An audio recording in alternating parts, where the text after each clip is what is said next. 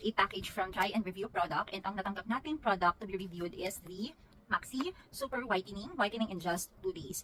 So, ang sabi dito, this is a beauty astringent for clear, smooth, and bright skin. Okay, so, katatapos ko lang mag-workout, and this is how my bare face look like. And i-update ko kayo after 2 days kung ano ang effect sa akin ng product. Since this is the mission of the Try and Review, we will be stating only the honesty and the facts of the product, kung ano yung effect niya sa skin ko. Okay, so I'll update you guys after 2 days.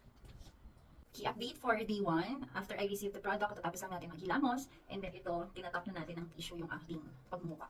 Okay, so let us try and put on the Maxi product. Okay, so now I have here my makeup cotton and the Maxi product. Let's apply this. Enough lang siguro na to cover the cotton. Okay, so gamitin na natin siya. Wala namang masyadong amoy. Although may scent, pero hindi ganun katapang. Wala ding, di ba kasi yung ibang astringent, matatapang yung amoy, parang nanonood sa ilong. This one is hindi, mild lang siya. Parang ano lang siya, water-based astringent formula. Okay, ano pa bang nararamdaman ko ngayon? Wala naman, parang tubig lang talaga, hindi masakit sa ilong, hindi rin mahapdi sa mukha. No? And ito na siya, naghilamos ako kanina, and di ba usually we supposed to feel na mukha. Okay, yung mukha natin, malinis na. Pero ito, I noticed na yung mga dirt pang naiiwan.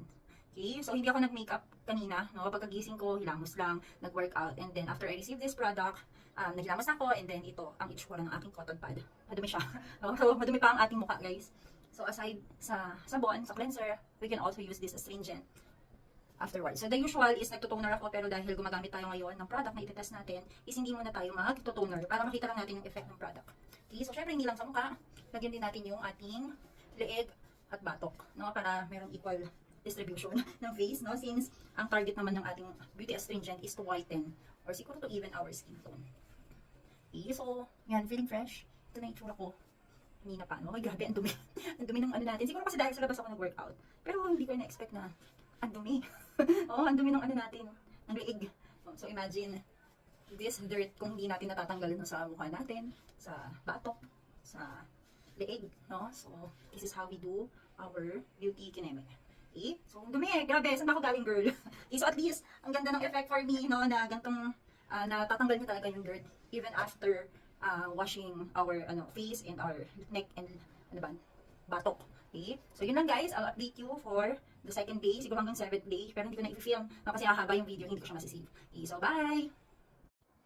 Hi guys! So, this is the 7th day of trying out the Maxi product. So, katatapos ko lang ulit maghilamos. And, yan, itatry na natin siya. Okay, wait lang. Okay, so I have here again the Maxi product and my cotton pad. So mag-a-apply ulit tayo ng generous amount. Siguro, kasi 7th day naman na to. No, and then, ayan, yun na natin siya sa face natin. Okay, so after ko maghilamos, ito na, naglagay na tayo.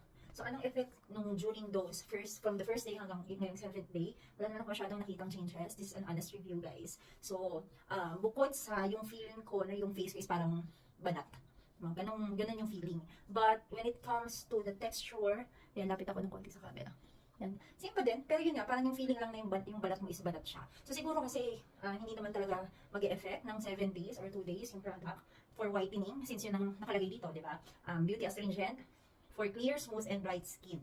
Whitens in just 2 days. So siguro kanya-kanyang balat, type of balat. Pero for me, hindi naman siya masamang i-try, lalo't budget friendly din naman. And since mukha namang okay. Now, we will see hanggang siguro mag 1 month or hanggang maubos ko yung laman ng bote no, para sigurado tayo. So, same doon as previously review natin, ayan, kung makikita nyo, may dirt pa rin na naiwan sa mukha natin kahit na tapos na tayo maghilamos. So, mukha pa lang yan, no, yung pinapahiran ko. Sama na natin ngayon yung ating leeg at batok. Okay, so ayun, basahin na rin ko kasi naghilamos tayo. Okay, so ayan, mas makapal ngayon yung nakuha niyang dirt. No, so siguro it's from the makeup kasi galing ako sa makeup. Then naghilamos tayo ng, of course, with our facial wash. And then ito na itsura no cotton pad natin after we apply the Maxi Beauty Astringent. Okay, so yun lang guys. And try nyo din, wala namang masama, malay nyo iba yung effect sa inyo. But as for me, okay siya, malamig sa mukha, pero hindi mahapdi. Tapos at the same time, na-notice ko after 7 days, yun nga yung pakiramdam na parang banat yung mukha mo. Pero hindi siya nagbabalat. Yan, kung napapansin nyo. Wala namang pagbabalat. It's just that siguro na tutulungan lang niyang ma-tighten yung pores ng skin natin sa face. So yun lang. Thank you so much. Try and review for sending out the product.